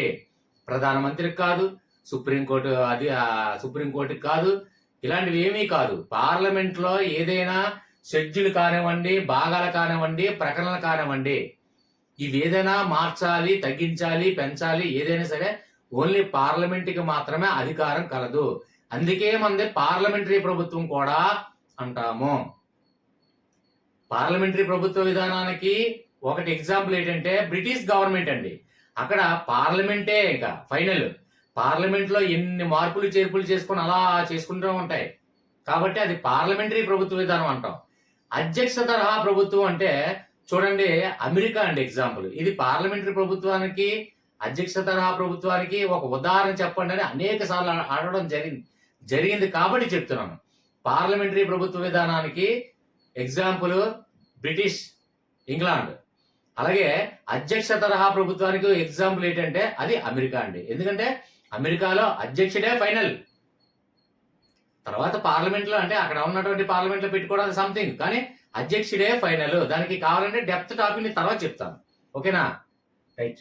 అయితే ఇక్కడ ఫస్ట్ చూడండి 8 అలాగే 22 395, అది కాస్త దీనికి 4 యాడ్ చేస్తే 12, దీనికి 3 యాడ్ చేస్తే 25, అలాగే ఇక్కడ మనం 4 యాడ్ చేసాం కాబట్టి 4 + 4 8 అంటే 448. చూడండి 4 + 4 8, కాబట్టి ఈ సంఖ్య మర్చిపోకుండా ఉండడం కోసం లాజిక్ అంతే. 4, 4, 8 అంటే 448 ఆర్టికల్స్ ప్రస్తుతం ఉన్నాయి. రేపు పొద్దున సవరిస్తే సవరించవచ్చు, పొడిగించవచ్చు, తగ్గిస్తే తగ్గించవచ్చు, ఏదైనా పార్లమెంట్కే అధికారం కలదు. అంటే ఇందులో ఉన్నటువంటి ప్రధానమైన అంశం ఏంటండి? షెడ్యూలు, భాగాలు, ప్రకరణలు. సార్ ఈ షెడ్యూలు, భాగాలు, ప్రకరణలు దేనికి సార్? రాష్ట్రపతి అధికారాలు ఏంటి, గవర్నర్ అధికారాలు ఏంటి, కేంద్ర మంత్రిమండలికి అధికారాలు ఏంటి, లేదంటే అంటే ఒక్కొక్కరి పాత్రలో మన రాజ్యాంగంలో ఎన్నైతే పాత్రలు ఉన్నాయో అన్ని పాత్రలకు కూడా సహజంగా ఉన్నటువంటి లక్షణాలు, సహజంగా ఉండే అధికారాలు, సహజంగా ఉండే బాధ్యతలు కానివ్వండి, అంటే ఆయా పదవుల యొక్క బాధ్యతలు, తీర్మానాలు, లక్షణాలు, వ్యవహారాలు ఏదైతే రాజ్యాంగంలో ఉన్నటువంటి రాజ్యాంగం అనే ఒక కథలో ఎన్ని పాత్రలు అయితే ఉన్నాయో ఆ పాత్రలు మొత్తం తీసుకెళ్లి ఒక్కొక్క అంశాల్లో మనం పొందపరచడమే ఈ షెడ్యూళ్ళు, భాగాలు, ప్రకరణలు. అంతకు మించి ఏం లేదు. ఓకేనా? ఒక కథ ఉందండి. ఆ కథలో పాత్రలను తీసుకెళ్లి ఆ సన్నివేశంలో పెట్టడం. ఎగ్జాంపుల్ బాహుబలి తీసుకున్నట్లయితే దేవసేన, బాహుబలి అందులో ఉన్నటువంటి ప్రభాస్ ఆ పాత్రలో హీరో, హీరోయిన్ అనే పాత్రలో మనం ప్రవేశపెట్టాం. ఓకేనా? అలాగే విలన్ అక్కడ ప్రభాకర్ గారు, అంటే విలన్ అనే పాత్రలో ప్రవేశపెట్టాం. ఇక్కడ గవర్నరు, రాష్ట్రపతి, సుప్రీంకోర్టు ప్రధాన న్యాయమూర్తి, న్యాయమూర్తులు, లోక్సభ స్పీకర్లు, అసెంబ్లీ స్పీకర్లు మొత్తం వీళ్ళందరినీ కూడా ఆయా పాత్రలో ప్రవేశపెట్టాం. కాబట్టి ఈ బాహుబలి అనే సినిమాలో ఏదైతే పాత్రలు మనం పేర్లు ప్రవేశపెట్టడం జరిగిందో, అలాగే ఇక్కడ మనకి రాజ్యాంగం అనే ఒక స్టోరీలో ఆయా పాత్రలు అంటే గవర్నర్ పాత్ర, అలాగే రాష్ట్రపతి పాత్ర, సుప్రీంకోర్టు ప్రధాన న్యాయమూర్తి పాత్ర, ఇలాగా వివిధ రకాలైన పాత్రల్ని అందులో ప్రవేశపెట్టడమే ఈ షెడ్యూళ్ళు, భాగాలు, ప్రకరణలు. అంతకు మించి సార్ ఈ షెడ్యూల్ అంటే ఏంటి, భాగాలంటే ఏంటి అంటే ఏమీ లేవు. ఒక కథ తీసుకుంటే ఆ కథలో ఉన్నటువంటి పాత్రల పేర్లే ఇవి. ఆ పాత్రలు ఇందులో ఎక్కడ పెట్టాలంటే ఇప్పుడు ఎగ్జాంపుల్ షెడ్యూల్ ఒకటే తీసుకున్నాం. షెడ్యూల్ ఒకటిలో భారత భూభాగం దాని గురించి మొత్తం డిస్కస్ చేద్దామని షెడ్యూల్ ఒకటో భాగంలో డిస్కస్ చేద్దాం. ఎందుకంటే దానికి సంబంధించినటువంటి స్టోరీ. ఇప్పుడు ఎగ్జాంపుల్ ఒక అకాడమిక్ తీసుకున్నాం. ఒకటో పాఠము ఫలానా పాఠం గురించి తెలియడం, రెండో పాఠం ఇంకొక పాఠం గురించి. అంటే ఒక పాఠంలో ఉన్నటువంటి క్వశ్చన్లు ఆ పాఠంలో ఉన్నటువంటి క్వశ్చన్తోనే ఆన్సర్లోనే మనం ఉంటాయి. అంటే ఆ పాఠ్యాంశం బుక్ తీసుకున్నట్లయితే రెండో పాఠంలో సంబంధించినటువంటి నీతి వాక్యాలు, ఆ కథలు, ఆన్సర్ అర్థాలు, క్వశ్చన్లు, అలాగే ఖాళీలు ఇవేమనంటే ఆ పాఠ్యాంశంలో ఇవ్వడం జరుగుతుంది. కాబట్టి ఇక్కడ గవర్నర్ అనే ఒక రాష్ట్రపతి ఒక పాత్ర తీసుకుంటే ఆ రాష్ట్రపతి గురించి మొత్తం అతనికి ఉన్నటువంటి లక్షణాలు, అతనికి ఉన్నటువంటి స్పెషల్ పవర్స్, అతనికి ఉన్నటువంటి పరిధి మొత్తం అంటే రాష్ట్రపతికి సంబంధించినటువంటి అంశాలన్నీ కూడా ఆ షెడ్యూల్లో ముడిపడి ఉంచడమే ఈ షెడ్యూళ్ళు, భాగాలు, ప్రకరణలు. అంతే. అంతకుమించి ఈ షెడ్యూల్ అంటే ఏంటండి? కాన్స్టిట్యూషన్, రాజ్యాంగం అంటే నాకు మహా తలనొప్పి అని అనుకుంటారు కదా. ఏమీ లేదండి. ఆ యొక్క పాత్రలు మనం ఏదైతే పాత్రలు మనం క్రియేట్ చేసామో మన రాజ్యాంగంలో ఆ పాత్రను తీసుకెళ్ళి, అంటే ఇప్పుడు ఎగ్జాంపుల్ రాష్ట్రపతి గురించి మనం డిస్కస్ చేసుకున్నామంటే ఫలానా భాగంలో అంటే 21వ భాగంలోనో లేదంటే 11వ భాగంలోనో రాష్ట్రపతి గురించి ఇవ్వడం జరిగింది, చర్చించడం జరిగింది. అంటే డైరెక్ట్గా వెళ్ళి ఆ రాష్ట్రపతి గురించి ఏదైనా ఒక అంశం వచ్చింది, ఒక టాపిక్, ఒక బిట్ వచ్చింది, డైరెక్ట్గా వెళ్ళి 11వ భాగానికి వెళ్ళి, అంటే 11 నేను నెంబర్ చెప్పట్లేదు, ఎగ్జాంపుల్ చెప్తున్నాను. అంటే అక్కడ ఆర్టికల్స్ కానివ్వండి, అంటే పలానా ఆర్టికల్లో కానివ్వండి, పలానా భాగంలో కానివ్వండి, డైరెక్ట్గా రాష్ట్రపతి అంశాల గురించి మనం తెలుసుకుందాం అంటే డైరెక్ట్గా నేరుగా వెళ్ళి ఆ యొక్క ఆర్టికల్లోకి వెళ్తే అక్కడ రాష్ట్రపతి గురించి ఉంటుంది. అంతేగాని అదే ఆర్టికల్లో రాష్ట్రపతి గురించి ఇచ్చి, సుప్రీంకోర్టు న్యాయమూర్తి గురించి ఇచ్చి, గవర్నర్ గురించి, లేదంటే మన స్థానిక కార్పొరేట్ సంస్థలు, మున్సిపాలిటీల గురించి ఇచ్చి అలాగా క్లమ్జీగా అయిపోదు, మనం చదవడానికి ఇబ్బందిగా ఉండదు. సో ఇలాంటి ఇబ్బందికరమైన అంశాలు ఏమీ లేకుండా ఎవరి పాత్రల్లో వాళ్ళనే ఈ భాగాల్లోని, షెడ్యూల్లోని, ఆర్టికల్స్లోని చేర్చితే ఈజీగా మనం తెలుసుకోవడానికి బాగుంటుందనే ఉద్దేశంతో ఏ పార్టులను ఆ పార్టులుగా విడదీసి అందులో చేర్చడం జరిగింది. అంతే, అంతకుమించి ఏం కాదు. ఓకేనా? రైట్. నెక్స్ట్ వన్ చూడండి. భారత భూభాగం, రాష్ట్రాల ఏర్పాటు ప్రక్రియ. అంటే రాష్ట్ర భూభాగం అంటే ఎగ్జాంపుల్ మనకి సరిహద్దు. మన ఇల్లు తీసుకుందాం. మన ఇంటి సరిహద్దుకి ఒక గోడ కట్టుకుందాం. పక్కన వాళ్ళతో మనకు పడదు గొడవ. వాళ్ళు రాకస్ టైపు, వాళ్ళతో మనం పడలేమండి. ఎందుకు? ఒక రోజుకి మనం ఒక రాయి ఒక ఇటుక బెడ్డ పెట్టుకున్నాం రాష్ట్రాల సరిహద్దు దగ్గర. ఇటుక బెడ్డ అంటే మన ఇంటికి మనకి కలిపి మధ్యలో ఒక ఇటుక బెడ్డ పెట్టుకున్నాం. వాళ్ళు కాస్త ఏం చేస్తారు, మనం పడుకునేటప్పుడు ఆ ఇటుక బెడ్డ ఇటే తోసి ఆ చిన్నది ఆక్రమించుకుంటారు.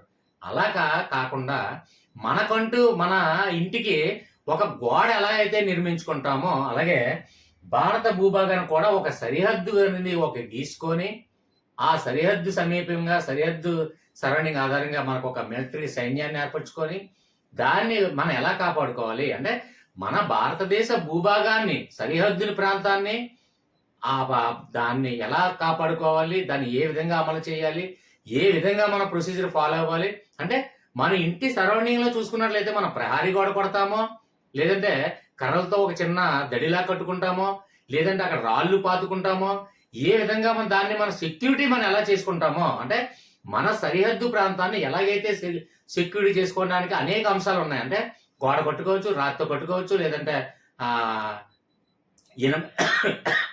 ఇనుపములతో కంచెలు వేసుకోవచ్చు, ఏదైనా సంథింగ్ అంటే అనేకమైన రకాలైనటువంటి అవకాశాలు ఉన్నాయి. అదేవిధంగా భారత భూభాగానికి కూడా మనం కాపాడుకోవాల్సినటువంటి లక్షణాలు, అవకాశాలు, మనకు అధికారాలు, అలాగే మనకు ఉన్నటువంటి బాధ్యతలు, ఇవన్నీ కూడా విధులు, మన భూభాగాన్ని మనం ఎలా కాపాడుకుంటామో అలాగే భారతదేశ భూభాగాన్ని మనం ఏ విధంగా కాపాడుకోవాలి, దానికి ఉన్నటువంటి లక్షణాలు ఏంటి, అందులో ఉన్నటువంటి మార్పులు చేర్పులు, ఏదైనా సరే భూభాగం దాగి యువతలకు వస్తే మనం ఏం చేయాలి, మన భూభాగం దాటి అటువైపు వెళ్లకుండా మనం ఏం చేయాలి అంటే మొత్తానికి భారత భూభాగాన్ని గురించి, అందులో ఉన్నటువంటి రాష్ట్రాల ఏర్పాటు గురించి మొత్తం డిస్కస్ చేయడమే ఈ ప్రక్రియ గురించి తెలియజేస్తుంది. అంటే ఎగ్జాంపుల్ రాష్ట్రాల ఏర్పాటు అంటే కొత్తగా ఏర్పడినటువంటి తెలంగాణ రాష్ట్రం ఎవరిచ్చారండి? నేను ఇచ్చానా, లేదంటే మీరు ఇచ్చారా? ఇవ్వలేదు. దానికంటూ ఒక ప్రక్రియ ఉంది. అంటే రాష్ట్ర అసెంబ్లీలో పార్టిసిపేట్ చేసింది. అలాగే మనకి భారతదేశ పార్లమెంట్ కాబట్టి, పార్లమెంటరీ ప్రభుత్వం కాబట్టి, పార్లమెంట్లో లోక్సభలో ప్రవేశపెట్టి, రాజ్యసభలో ప్రవేశపెట్టి, ఆ ప్రభుత్వం ఉభయ సభలో కూడా ఆమోదముద్ర పొందిన తర్వాత రాష్ట్రపతికి వెళ్ళిన తర్వాత రాష్ట్రపతి సంతకం జారీ చేసిన తరువాత అది తెలంగాణ రాష్ట్రంగా అవతరించింది. దానికంటూ ఒక ప్రక్రియ, ప్రొసీజర్. అంటే ఒక రాష్ట్రం ఏర్పాటు కావాలన్నా, ఒక రాష్ట్రం 2 రాష్ట్రాలు కలవాలన్నా, ఒక రాష్ట్రం 2 రాష్ట్రాలుగా విడిపోవాలన్నా, ఒక రాష్ట్రం ఏదైనా సరే మార్పులు చేర్పులు చేయాలంటే మన పార్లమెంటరీ ప్రభుత్వంలో ప్రవేశపెట్టి ఉభయ సభలో ఆమోదం పొందిన తర్వాత రాష్ట్రపతి దగ్గరికి వెళ్ళిన తర్వాత రాష్ట్రపతి ఆమోద ముద్ర పొందిన తర్వాత అది రాష్ట్రంగా అవతరించబడుతుంది. అంతేగాని ఒక రాష్ట్రంగా అవతరించాలంటే ఒక రాష్ట్ర నాయకుడు కానివ్వండి, ఒక రాష్ట్ర ముఖ్యమంత్రి కానివ్వండి, ఒక రాష్ట్ర గవర్నర్ కానివ్వండి, ఒక రాష్ట్ర ప్రధాన న్యాయమూర్తి కానివ్వండి, ఏదైనా సరే నీ అభిప్రాయం, నా అభిప్రాయం, ప్రజల అభిప్రాయం అని కానివ్వండి, ఏదైనా ప్రమేయం లేకుండా ఒక్క పార్లమెంటుకు మాత్రమే ఈ అధికారం ఇచ్చే ప్రక్రియ అనేది ఈ అంశంలో ముడిపడి ఉంది. అంటే భారతదేశ భూభాగం అంటే భారతదేశం చుట్టూ సరిహద్దు యొక్క భూభాగం యొక్క మొత్తం అన్ని కూడా రిస్ట్రిక్షన్స్ మొత్తం అన్ని కూడా ఏదైనా భూభాగాన్ని ఇవ్వాలన్నా, భూభాగాన్ని తీసుకోవాలన్నా, కోల్పోవాలన్నా, ఏదైనా భారత భూభాగం గురించి డిస్కస్ చేయాలన్నా ఇది మొత్తం కూడా పార్లమెంటుకే. అంటే భారత భూభాగాన్ని అటువైపు ఇప్పుడు కాశ్మీర్, ఇప్పుడు పాకిస్తాన్ వాళ్ళు అడిగారు, ఆక్రమిత కాశ్మీర్ ఉంది, వాళ్ళ ఆధీనంలో ఉంది. అంటే మొత్తానికి యుద్ధం జరిగిన తర్వాత ఏదో సంథింగ్ చిన్న భూభాగాన్ని ఆక్రమించారు. ఆ భూభాగాన్ని కోల్పోవాలన్నా, ఆ భూభాగాన్ని తిరిగి రప్పించుకోవాలన్నా ఏదైనా పార్లమెంట్ ఆమోద ముద్ర కావాలి. అంటే భారత భూభాగం అనేది దానికి ఉన్నటువంటి లక్షణాలు, దానికి ఉన్నటువంటి బాధ్యతలు, దానికి ఉన్నటువంటి అన్ని కూడా ఆ భూభాగానికి, అలాగే భారతదేశ భూభాగంలో ఉన్నటువంటి రాష్ట్రాల ఏర్పాటు ఏదైనా సరే పార్లమెంటు ప్రభుత్వంకే అధికారం కలదు. ఇది ఒకటి. ఈ ప్రక్రియ గురించి మనం డిస్కస్ చేసుకుందాం. తర్వాత డెప్త్ గా దానికి ఉన్నటువంటి అధికారులు ఏంటి, అది ప్రొసీజర్ ఏంటండి, డెప్త్ కావాలంటే నేనున్నాను, ఏం పర్వాలేదు, వాట్సాప్ గ్రూప్ ఉంది, డిస్కస్ చేద్దాం. ఓకేనా? రైట్. నెక్స్ట్ పౌరసత్వం అంటే ఏంటంటే మనకి ఆల్రెడీ భారతీయ పౌరుడువా కాదా అని అడుగుతాం. మనం ఒక డిఎస్సికి ఎగ్జామ్ రాయడానికి పెట్టినప్పుడు అక్కడ ఇండియనా కాదా అంటే నువ్వు భారతీయ పౌరుడువా కాదా, నువ్వు భారతీయ పౌరసత్వం పొందినట్లయితేనే నీకు భారతదేశం రాజ్యాంగం కల్పించినటువంటి అన్ని హక్కులు కూడా నీకు చెందుతాయి అని సింపుల్గా అర్థం. అంతే పౌరసత్వం అంటే. అదే నువ్వు భారతీయ పౌరసత్వం పొందలేదనుకో, నీకు భారత రాజ్యాంగం కల్పించినటువంటి భారతీయ పౌరుడికి ఉన్నటువంటి అన్ని అధికారాల్లో కూడా ఏ హక్కులు కూడా నీకు కల్పించడానికి వీలు లేదు, అవకాశం లేదు. ఎగ్జాంపుల్, ఒక బ్రిటిష్ వ్యక్తి వచ్చి ఇక్కడ డిఎస్సి రాస్తానంటే యాక్సెప్ట్ చెయ్యదు. కాబట్టి భారతీయ పౌరుడే ఉండాలి, ఈ ఉద్యోగానికి భారతీయ పౌరుడే ఉండాలి అంటాం. అంటే పౌరసత్వం తీసుకున్నట్లయితే పౌరసత్వం గురించి ఏ టాపిక్ ఏ ఆర్టికల్లో ఉంది, ఏ భాగాల్లో ఉన్నాయి అనేది తర్వాత డిస్కస్ చేద్దాం. Depth topic. నెక్స్ట్ వన్ చూడండి, ప్రాథమిక హక్కులు. Very very very very very most important. ప్రాథమిక హక్కులు ఏ రాజ్యాంగం నుంచి స్వీకరించబడింది, ఇవన్నీ కూడా ప్రాథమిక హక్కులు కానివ్వండి, ప్రాథమిక విధులు కానివ్వండి, అలాగే ఆదేశిక సూత్రాలు కానివ్వండి, ఇవి ఏ దేశ రాజ్యాంగం నుంచి స్వీకరించబడింది అనేది నేను వీడియో చేయడం జరిగింది సింపుల్ లాజిక్స్ తో. ఆ వీడియోస్ కాస్త చూడండి ప్లీజ్, ఓకేనా. నెక్స్ట్, ప్రాథమిక హక్కులు అంటే ఏంటంటే మన కుటుంబంలో ఎక్కడికో వద్దండి, పార్లమెంట్ తలనొప్పి మనకు వద్దు. మన కుటుంబం తీసుకుంటాం. నేను, మా అన్నయ్య, మా అక్క, మా చెల్లి, మా అమ్మ, మా నాన్న, ఒక కుటుంబం అందులో ఉన్నాం. అయితే మనకంటూ కొన్ని ప్రాథమిక హక్కులు కల్పించబడుతుంది. అంటే మన పేరెంట్స్ మనకి కొన్ని హక్కులు ఇవ్వడం జరిగింది. ఏంటండి ఎగ్జాంపుల్ హక్కులు? నాన్న నాకు 10 రూపాయలు కావాలి, ఈ ఎగ్జామ్ ఫీజు కట్టండి అని అడిగే హక్కు నాకుంది. నాన్న భోజనం పెట్టండి అడిగే హక్కు నాకుంది. ఎందుకంటే మీ పుత్రుణ్ణి, మీ కుమారుణ్ణి, మీ వారసుణ్ణి, కాబట్టి మీ ఆస్తిలో వాటా పొందే హక్కు నాకుంది. అలాగే మీరు పోషించవలసిన బాధ్యత మీకుంది, కాబట్టి అది అడిగే హక్కు నాకుంది. అలాగే మనం ఏదైతే తల్లిదండ్రులు మనం అడిగే హక్కు మనకు ఉందో, హక్కుతో మనం అడుగుతున్నాం. ఎందుకంటే మన తండ్రి మన తల్లి కాబట్టి కొన్ని హక్కులు మనం కల్పించాం రాజ్యాంగం. కాబట్టి మన పేరెంట్స్ మనకి ఏదైతే కొన్ని హక్కులు ఇచ్చారో మనం అడిగే హక్కు ఉంది. మన పక్కింటి వాళ్ళకి వెళ్ళి నాన్న ఒక 100 రూపాయలు ఇస్తారా, లేదంటే 1,00,000 రూపాయలు ఇస్తారా అని అడగలమా? హక్కు లేదు మనకి. ఎందుకంటే మన పేరెంట్స్ మాత్రమే మనకు ఆ హక్కు ఇచ్చారు. కాబట్టి మనకి ఏదైతే హక్కులు కలిగించిందో ఆ హక్కుల గురించి డిస్కస్ చేసేదే ప్రాథమిక హక్కులు. అంటే మన కుటుంబంలో మన తల్లిదండ్రులకి మనం ఏదైతే అడుగుతామో హక్కు పరంగా, నాన్న అది కొను, నాన్న ఇది కొను, నాన్న అది కొను, లేదంటే నాన్న ఫీజు కట్టు, నాన్న ఈ చదువుకుంటాను, నాన్న డాన్స్ వేస్తాను, లేదంటే నాన్న డాన్స్ లో జాయిన్ అవుతాను, లేదంటే నేను ఈ కోర్స్ చదువుతాను నాన్న అని మనం డాడీకి ఎలాగైతే హక్కుతో అడుగుతామో, అలాగే భారతదేశ రాజ్యాంగం కూడా మనందరికీ కూడా, భారతీయ పౌరసత్వం పొందిన ప్రతి ఒక్కరికి కూడా ఈ హక్కులు అనేది కల్పించడం జరిగింది. ఓకే ఫ్రెండ్స్, హక్కులు అంటే అంతకుమించి ఏం కాదు. అంటే మనకి అడిగే హక్కు, అంటే హక్కు అంటే మనం లాక్కొని తీసుకునే హక్కు ఎవరికి ఉందండి? మన పేరెంట్స్ దగ్గర లాక్కొని తీసుకునే హక్కు మనకు ఉంది. పక్కింటి పేరెంట్స్ దగ్గర లాక్కొని తీసుకునే హక్కు ఉంటే పడాలని చెప్పనా కొడతారు, నువ్వెవడని నన్ను ఆడడానికి అంటారు. ఓకేనా? అదే మన పేరెంట్స్ దగ్గర అయితే నాన్న ఇస్తావా ఇవ్వా అని చెప్పి గుండెల మీద కూర్చొని అడిగి ఆర్గ్యుమెంట్ తీసుకుంటారు. చేసుకునేనా మనం లాక్కొని తీసుకునే హక్కు మనకు ఉంది. అంటే భారతీయ పౌరసత్వం నేను పొందాను కాబట్టి ఓటేసే హక్కు నాకు ఉంది. ఎందుకు ఎవరో ఓటు? అది పార్షాలిటీ చూపించడానికి కావదు. అది మినిస్టర్ అవ్వండి, లేదంటే సీఎం అవ్వండి, పిఎం అవ్వండి, ఎవరైనా అవ్వండి, మనకి రాజ్యాంగం కల్పించిన హక్కు. నాకు ఓటేసే హక్కు ఉంది. నాకు 18 సంవత్సరాలు దాటింది, నేను ఓటేసే హక్కు నాకు ఉంది. ఎందుకు ఎవరో అనే గట్టిగా అడిగే హక్కు నాకు ఉంది. ఎందుకు? భారతీయ పౌరసత్వం నేను పొంది ఉన్నాను కాబట్టి రాజ్యాంగం నాకు ఓటు హక్కు కల్పించింది. మీరెవ్వడ కూడా నా ఓటుని క్యాన్సిల్ చేసే హక్కు ఏ పిఎంకి లేదు, ఏ సీఎంకి లేదు. ఒకవేళ నాకు ఓటు హక్కు ఇవ్వకపోతే నేను నేరుగా సుప్రీంకోర్టుకి వెళ్ళి నేను నా ఓటు హక్కు ద్వారా నేను వినియోగించుకొని పబ్లిక్ ఇంట్రెస్ట్ లిటిగేషన్ ద్వారా నేను ఓటు హక్కు నేను పొంది నేను తిరిగి వస్తానని ధీమాగా ఒక సామాన్యమైనటువంటి పౌరుని కూడా నేను చెప్పే హక్కు నాకుంది. ఎందుకంటే భారతీయ పౌరసత్వం పొందాను, రాజ్యాంగం నాకు కల్పించిన హక్కులు నేను వినియోగించుకుంటున్నాను కదా. సో అది ప్రాథమిక హక్కులు. హక్కు అంటే ఏం కాదు, లాక్కొని తీసుకోవడం. మనకు ఉన్నటువంటి అదేంటంటే రైట్, మనకు ఉన్నటువంటి రైట్, అది హక్కు. అంటే లాక్కొని తీసుకునే హక్కు మనకు ఉంది. మన రాజ్యాంగం కొన్ని హక్కులు కల్పించింది.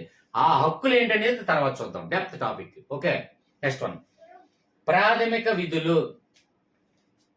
ప్రాథమిక విధులు అంటే విధి అంటే కర్తవ్యము, అంటే పనులు చేయడం.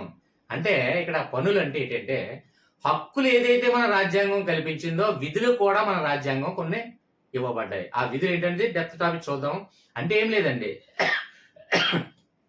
మన తల్లిదండ్రుల దగ్గరికి వెళ్ళి నాకు ఇది ఇవ్వండి నాన్న, ఇది ఇవ్వండి అని బలవంతంగా లాక్కొని తీసుకునే హక్కు మనకి ఎలాగుందో, అలాగే మనకి తల్లిదండ్రులు డ్యూటీకి వెళ్ళారు, ఇంట్లో ఒక ఆడపిల్ల అయి ఉంది, ఆడపిల్ల ఏం చేయాలి? మినిమం విధులు అంటే ఏం చేయాలి? తల్లిదండ్రులు వచ్చేలోపు ఇల్లు ఊరవడమో, లేదంటే గిన్నెలు కడగడమో, లేదంటే ఒక వంట చేయడమో అది ఒక విధి. ఎందుకంటే హక్కులు నీకు ఏదైతే ఇచ్చిందో మరి అలాగే విధి కూడా నువ్వు బాధ్యతగా నువ్వు ఉండాలి కదా. నీ బాధ్యత నువ్వు నిర్వర్తించాలి కదా. ఇప్పుడు ఇంట్లో ఒక బాబు ఒక పాప ఉన్నారు. పాప ఏం చేస్తుంది? ఆడపిల్ల కాబట్టి అంట్లు తోముతుంది, అదే గిన్నెలు కడుగుతుంది, బట్టలు ఉతుకుతుంది, లేకపోతే ఇల్లు వాకిలు తుడుస్తుంది, లేదంటే వంట చేస్తుంది. తల్లిదండ్రులు లేని సందర్భంలో ఆవిడ చేయవలసిన విధి అది. అంటే ఆవిడ కర్తవ్యం. మాక్సిమం అది విధులు అవి చేయాలి. అలాగే ఇంట్లో బాలుడు ఉన్నాడు, కిరాణా షాప్కి వెళ్ళి నాన్న ఈ ఉప్పు తీసురా, నాన్న ఈ పప్పు తీసురా అంటే చిన్నపిల్లడు కాబట్టి ఖచ్చితంగా చేయవలసిన విధి ఇతంది. ఎందుకంటే హక్కులు ఏదైతే నీకు కల్పించిందో అలాగే విధులు కూడా కొంచెం కల్పించింది కాబట్టి ఈ ప్రాథమిక విధుల్లోకి వస్తుంది. అంటే ఎగ్జాంపుల్ ప్రాథమిక విధి అంటే ఎగ్జాంపుల్ నేను విధులు ఏంటంటే కర్తవ్యం. నా కర్తవ్యం ఏంటి? భారతీయ పౌరసత్వాన్ని కాపాడాలి. అలాగే జాతీయ జెండాని నేను గౌరవించాలి. అది నాకు ప్రాథమిక విధి. భారతదేశంలో మరి ఓటక్కు ఖచ్చితంగా అడిగేవు, ఓటక్కు తీసుకున్నావు, ఓటక్కు వేసేవు. అలాగే మరి భారతీయ విధి, మరి భారతీయ జాతీయ జెండాకి నువ్వు గౌరవించవా? సెల్యూట్ కొట్టవా? నువ్వు వందనం చేయవా? జాతీయ గీతం ఆలపించవా? ఇవన్నీ కూడా నీ కర్తవ్యమే కాదా? అంటే ఇది ప్రాథమిక విధులు. అంటే ఖచ్చితంగా నువ్వు నిర్వహించవలసినటువంటి బాధ్యతలు. నీకు హక్కులు ఎలాగైతే కల్పించిందో అలాగే కొన్ని బాధ్యతలు కూడా కల్పించింది. ఎగ్జాంపుల్ జాతీయ జెండా గౌరవించాలి, తప్పదు. నేను గౌరవించనండి అంటే అది నేరం. సార్ నా ఇష్టం అండి, నేను మిమ్మల్ని గౌరవిస్తాను అంటే గౌరవించు. నేను మిమ్మల్ని గౌరవించనంటే అది నీ ఇష్టం, అది పర్సనల్ ఇష్యూ అది. కానీ ఇక్కడ ప్రాథమిక విధుల్లో అదేంటంటే మనం జాతీయ జెండాని గౌరవించాలి. ఆ ప్రాథమిక విధులు ఏవైతే ఉన్నాయో ఆ ప్రాథమిక విధులు అన్నింటినీ కూడా మనం గౌరవించాలి, విధి నిర్వర్తించాలి. కాబట్టి జాతీయ జెండాని నేను గౌరవించను అంటే కుదరదు. ప్రాథమిక విధులు నీకు హక్కులు ఎలా కల్పించిందో రాజ్యాంగం అలాగే విధులు కూడా కొన్ని కల్పించింది. ఆ విధులు ఏ దేశ రాజ్యాంగం నుంచి గ్రహించబడింది ఇవన్నీ కూడా వీడియో చేయడం జరిగింది, చూడండి. కాబట్టి ప్రాథమిక విధులు అంటే మీకు అర్థమైంది. అంటే ఖచ్చితంగా మనం నిర్వహించవలసినటువంటి బాధ్యత, రెస్పాన్సిబిలిటీ. ఎగ్జాంపుల్ నేను మిమ్మల్ని ఆశిస్తుంటానే వాట్సాప్ గ్రూప్ లో, ఫ్రెండ్స్ నేను అంత కష్టపడి వీడియో చేస్తుంటాను, మీ ఒపీనియన్ తెలియజేయండి. లేదంటే ఏదైనా పోలింగ్ కండక్ట్ చేసేటప్పుడు పోలింగ్ లో పార్టిసిపేట్ చేయండి. జస్ట్ ఓన్లీ ఒక రెస్పాన్సిబిలిటీగా ఒక చిన్న సమాధానం. జస్ట్ ఏ లేదంటే నేను మెసేజ్ పెడితే ఒక లైక్ బటనో, లేదంటే డిస్లైక్ బటనో, లేదంటే మేము చూసామనో, లేదంటే సార్ ఓకే అండి మీ ఇష్టం అండి, లేదంటే ఆ సబ్జెక్ట్ చెప్పండి, లేదంటే మా ఒపీనియన్ ఇది, లేదంటే ఈ విధంగా చెప్పండి నేను ఆశిస్తూ ఉంటానే వాట్సాప్ గ్రూప్ లో. దానివల్ల ఎంతో మనోవేదన కూడా గురైన రోజులు కూడా ఉన్నాయి. ఎందుకంటే మెసేజ్ పెడతాను, చూస్తారు, ఎవరో రెస్పాన్స్ ఇవ్వరు. రెస్పాండ్ ఇవ్వలేదు కాబట్టి నేను ఫీల్ అవుతుంటాను. కాబట్టి రెస్పాన్సిబిలిటీ అంటే బాధ్యత. నేను ఎంత బాధ్యతగా నేను మీకేమైనా కోచింగ్ ఇన్స్టిట్యూట్ పెట్టలే. కోచింగ్ ఇన్స్టిట్యూట్ పెట్టి మీకు 15,000 ఫీజులని నేను తీసుకోవట్లేదు. నేను రెస్పాన్సిబిలిటీగా నేను ఉండనవసరం లేదు. కానీ 10 మందికి ఉపయోగపడుతుందన్న ఆశతో ఈ వీడియో ఎంత కష్టపడి చేయడం జరుగుతుంది. అలాంటప్పుడు ఒక చిన్న రెస్పాన్సిబిలిటీగా, ఒక చిన్న బాధ్యతగా, సార్ ఓకే సార్ మీ అభిప్రాయమే మా అభిప్రాయం, మీరేం చెప్తే అది, లేదంటే ఈ సబ్జెక్ట్ కాకుండా ఈ వీడియో చేయండి, లేదంటే ఈ వీడియో చేయండి అని ఒక రెస్పాన్సిబిలిటీగా మీరు రెస్పాండ్ అవుతారేమో అని ఆశిస్తూ ఉంటానే. అదే ఈ ప్రాథమిక విధిగా నేను భావిస్తున్నాను. మీ నుండి ఆ ప్రాథమిక విధి నాకు రిటర్న్ రెస్పాన్స్ వస్తుందేమో అని ఆశిస్తున్నాను. ఓకేనా ఫ్రెండ్స్, అర్థమైందేనా భావిస్తున్నాను. నెక్స్ట్ వన్ తీసుకున్నట్లయితే ఆదేశిక సూత్రాలు. సార్ ఈ ప్రాథమిక హక్కులు ఉంది, ప్రాథమిక విధులు ఉంది. హక్కు పొందేవాడికి విధి ఖచ్చితంగా ఉంటుంది. అంటే మనకి ఏదైతే లాక్కుని తీసుకో హక్కు ఉందో అలాగే మనం పని చేయవలసిన పని, మన కర్తవ్యం కూడా, మన విధి, మన బాధ్యత కూడా ఉంది. కానీ ఈ ఆదేశిక సూత్రాలు అంటే మనకి తల్లిదండ్రుల దగ్గర ప్రాథమిక హక్కులు, ప్రాథమిక విధులు మనకు ఉంది. కానీ ఈ ఆదేశిక సూత్రాలు తల్లిదండ్రుల దగ్గర కాకుండా, ఎగ్జాంపుల్ మీరు చూడండి, మీ తల్లిదండ్రి ఈ డిఎస్సి చదవమ్మా, ఈ అత్తమామ, మీ తల్లిదండ్రి కానీ, లేదంటే మీ భర్త కానీ, లేదంటే మీ భార్య కానివ్వండి, ఆదేశిస్తూ అంటే మిమ్మల్ని హక్కులు అంటే ఈ డిఎస్సి చేయండి అంటే అదొక విధి, బాధ్యత. కానీ నేను చెప్తే అది ఏమవుతుందంటే ఓన్లీ సూచన ప్రాయంగా మాత్రమే చెప్పగలను. ఇది చదవండి, ఈ ఉద్యోగం చెయ్యండి, ఇది సాధించండి అని ఓన్లీ అడ్వైస్ మాత్రమే ఇవ్వగలను. అంటే అక్కడ సూత్రప్రాయం, ఆదేశిక సూత్రాలు అంటే సూత్రప్రాయంగా మాత్రమే చెప్పే హక్కు అని అర్థం. అంటే మీరు పాటించండి, పాటించకపోండి. అదే పేరెంట్స్ చెప్తే, ఒక తల్లి తండ్రి పలానా పని చేయండి అంటే చేసి తీరాలి. అదే నేను చెప్తే చేసి తీరని అవసరం లేదు. అది మీకు నచ్చితే చేయొచ్చు, నచ్చకపోతే మానేయచ్చు. అంటే సూత్రప్రాయంగా మాత్రమే చెప్పడం, అంటే అడ్వైస్ మాత్రమే ఇవ్వడం. అంటే ఆదేశిక సూత్రం ఏంటంటే కొన్ని సూత్రాలు రాజ్యాంగాన్ని కొన్ని కల్పిస్తుంది. అదేంటంటే ఈ విధంగా పాటించు, అంటే ఒక మంచిగా ఉండు, రాజ్యాంగాన్ని గౌరవించడం కానీ, లేదంటే ఒక ఎదురు వ్యక్తితో సమాజం దృష్టిలో సమాజపరంగా ఏదైనా ఒక మంచి తీరుగా ప్రవర్తించు, ఇలాగ కొన్ని అంటే సూత్రప్రాయంగా చూపించడం అన్నీ. ఈ ఆదేశ సూత్రాలు ఏమేమి కలిగి ఉన్నాయి అనేది నెక్స్ట్ టాపిక్ మనం డిస్కస్ లోతుగా డెప్త్ గా మనం డిస్కస్ చేద్దాం. అయితే పైన చెప్తున్నాను కాబట్టి ఆదేశిక సూత్రాలు అంటే సూత్రాలు అంటే సూత్రప్రాయంగా తెలియచేయడం అనేది. అంటే అవి నువ్వు పాటించవచ్చు, పాటించకపోవచ్చు. పాటించిన నేరం కాదు, పాటించకపోయినా నేరం కాదు. కాబట్టి ఇది సూత్రప్రాయంగా తెలియచేయడమే ఆదేశిక సూత్రాలు. ఓకే ఫ్రెండ్స్, అర్థమైందని భావిస్తాను. గొంతు పీగుతుంది కూడా. దయచేసి పాజిటివ్గా థింక్ చేయండి, నెగిటివ్ కామెంట్స్ ఇవ్వద్దు. దయచేసి లైక్ చేయడం మాత్రం మర్చిపోకండి. నెక్స్ట్ పార్ట్ కూడా చేస్తాను ఫ్రెండ్స్. ఈ పార్ట్ ఎక్కువైతే మళ్ళీ కొంచెం మీకే ఇబ్బంది అవుతుందేమో అనుకుంటున్నాను. లేదు లెంత్ చేయమంటే లెంత్ ఎక్కువైపోతుంది అంటున్నారు. లేదు పార్ట్ 2 చేయమంటే మీ ఇష్టం. పార్ట్ 2 చేయమంటే పార్ట్ 2 చేసి ఇక్కడ ఆపుతాను. ఏదైనా ఛాన్స్ మీకే వేస్తాను. సో ఏంటంటే ఇది కంటిన్యూగా పార్ట్ 2 చేద్దాం. పార్ట్ 2లో ఫినిష్ చేస్తాను. ఇది పార్ట్ 2. ఇది కూడా రెండు కలిపేసి లెంత్ ఎక్కువైపోతుంది, 1 hour అయిపోయింది అని చెప్పి నెగిటివ్ కామెంట్స్ వస్తాయి. సో ఏంటంటే ఇది పార్ట్ 2 సింపుల్ గా నేను ఆఫ్టర్నూన్ చేసేస్తాను కొన్ని. ఓకేనా? ఇది పార్ట్ 1 గా 2 పార్ట్లుగా విడగొట్టి మీకు ఆఫ్టర్నూన్ పార్ట్ 2 చేసి వీడియో చూపించేస్తాను. సరేనా ఫ్రెండ్స్ ఒకే చిన్న రిక్వెస్ట్, సబ్స్క్రైబ్ చేయడం మర్చిపోకండి. అలాగే లైక్ బటన్ చేసి కామెంట్స్ తెలియజేస్తే ఆ కామెంట్స్ లో మీ అభిప్రాయం ఏంటి తెలుసుకుంటే ఇంకా బాగా ఎక్స్ప్లెయిన్ చేయాలా, లేదంటే ఇంకా ఎక్కువగా తగ్గించాలా, లేదంటే ఇంకా వేరే సబ్జెక్ట్ చెప్పాలా, లేదంటే ఇది అర్థమైందా లేదా అని నాకు అర్థం అవ్వడం కోసం కామెంట్స్ అడుగుతున్నాను. లైక్ చేయడం మర్చిపోకండి, కామెంట్ చేయడం మర్చిపోకండి, సబ్స్క్రైబ్ చేయడం మర్చిపోకండి. పార్ట్ 2 మధ్యాహ్నం చేసేస్తాను. ఓకేనా ఫ్రెండ్స్? Okay, bye.